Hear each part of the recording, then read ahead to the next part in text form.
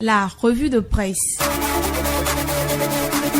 La revue de presse, le condensé des journaux sur Cap FM du lundi au vendredi à 9h30.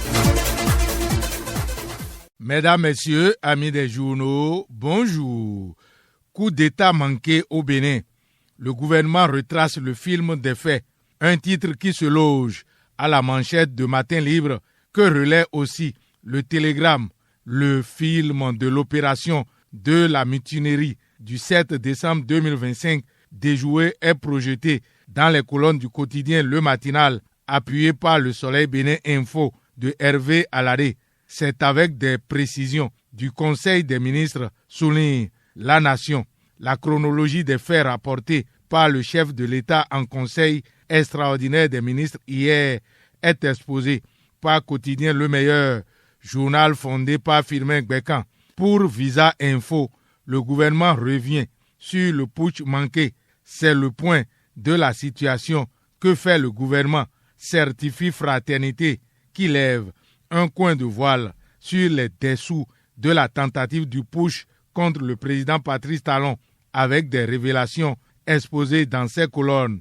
2h du matin, ce dimanche 7 décembre, ils se sont rendus d'abord au domicile du directeur du cabinet militaire du président de la République, le général Bertin Bada, qui a réussi à leur échapper et dont ils ont mortellement blessé l'épouse Berthe Bada.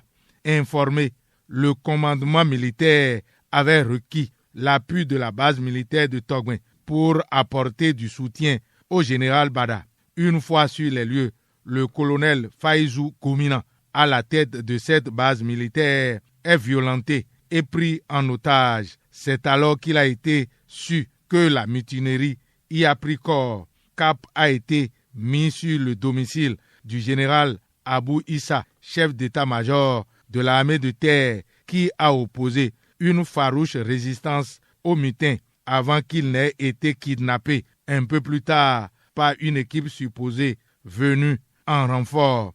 C'est en ce moment que la confirmation est faite que la mutinerie venait bien de la base de Togouin avec des militaires armés en possession des engins blindés. Autour de 5h du matin, ils se sont portés vers la résidence du chef de l'État, Patrice Talon, où la garde républicaine les a affrontés dans un rude combat, tant les mutins tenaient à se saisir de la personne du président de la République. Celui-ci, aux côtés des éléments de la garde républicaine, a vécu les violents affrontements en direct avec des victimes des deux côtés jusqu'à ce que les assaillants, débordés par la farouche résistance des soldats loyaux, battent en retraite, raconte le gouvernement, relayé par Fraternité, appuyé par le quotidien du service public La Nation, Le Matinal, La Boussole, quotidien Le Meilleur et Matin Libre. Cette tentative de coup d'État pour Dynamisme Info est meublée de péchés capitaux des auteurs du putsch repoussé. Cette action improvisée et mal pensée a surpris l'opinion publique. En effet, à quelques mois de la fin du mandat présidentiel, rien ne justifiait une aventure aussi dangereuse qu'inutile. Les auteurs de cette opération ont démontré non seulement une absence de discernement, mais aussi un mépris flagrant pour la stabilité du pays. Plus grave encore, leur déclaration publique frise l'absurdité, affirmer avoir dissous la nouvelle constitution, alors même qu'elle n'est pas encore promulguée, relève d'une incohérence totale, analyse Dynamisme Info.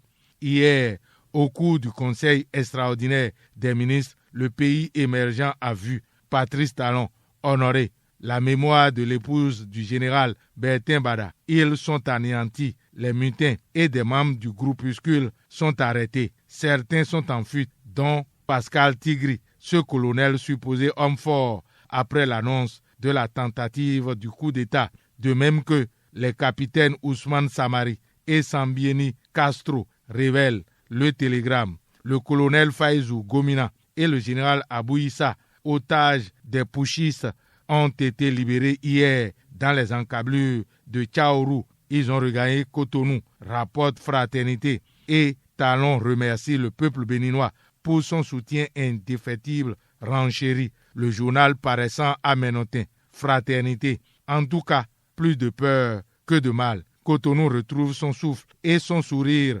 brandit. Le quotidien du service public La Nation à la une. Et cette situation met Matin Libre dans tous ses états. Le journal dirigé par Chérif Riwanou s'exclame « Plus jamais ça ». Au Bénin, le peuple béninois privilégie toujours la paix, martèle Matin Libre, pour rapporter que la CSA Bénin, la CGTB et l'UNSTB à l'unisson condamnent le coup d'État et appellent à des inflexions majeures.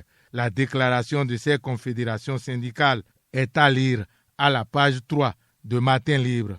Quotidien Le Meilleur, lui, constate que le président Nicéphore Dieudonné Soglo rompt le silence et condamne avec la plus grande fermeté cette remise en cause de l'ordre constitutionnel. Les fermes condamnations de l'ancien président Nicéphore Dieudonné Soglo sont relevées par le quotidien du service public La Nation, qui l'a entendu inviter le peuple à soutenir le président Patrice Talon dans l'œuvre du développement du Bénin qu'il a entrepris depuis des années. Soglo s'indigne et salue la bravoure des forces de défense et de sécurité, à en croire Décryptage Info. C'est une vague d'indignation et de condamnation qu'expose le matinal dans ses colonnes. Le président Louis Gbérounou Vlavonou rend hommage aux forces armées et invite les Béninois à la sérénité et à l'esprit républicain, rapporte Quotidien Le Meilleur, Le Pays émergent, La Boussole,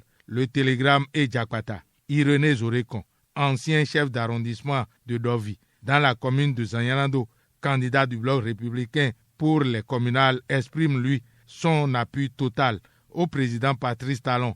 Irénée Zorékon condamne vigoureusement cet acte qu'il juge dangereux et contraire aux engagements internationaux du Bénin pour l'ancien CA de Dovi. La stabilité du pays et la poursuite de son développement reposent sur le leadership du président Patrice Talon, relève Dynamisme Info. L'emblème du jour, appuyé par La Boussole, constate que l'Union progressiste Le Renouveau se lève contre la violence politique et la haute autorité de l'audiovisuel et de la communication est au chevet de la SRTB.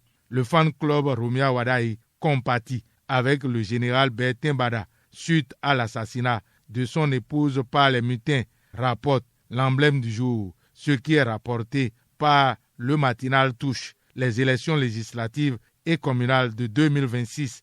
Les spécimens des bulletins uniques validés, écrit le journal fondé par l'honorable Charles Toko. Sénat, élections législatives et communales, bulletins validés, constate l'emblème du jour qui annonce qu'après l'enthousiasme populaire dans l'Atlantique, le fan club Romia Wadaï s'installe dans la Liborie samedi prochain.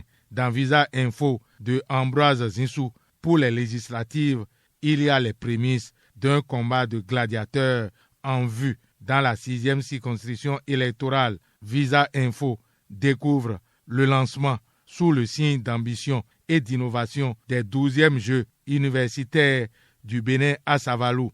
Par ailleurs, Visa Info va dans le milieu sportif pour découvrir le lancement sous le signe d'ambition et d'innovation des 12e Jeux universitaires du Bénin. C'est à Savalou. Fin de cette revue. À la prise de son, Fatih Wahoyon.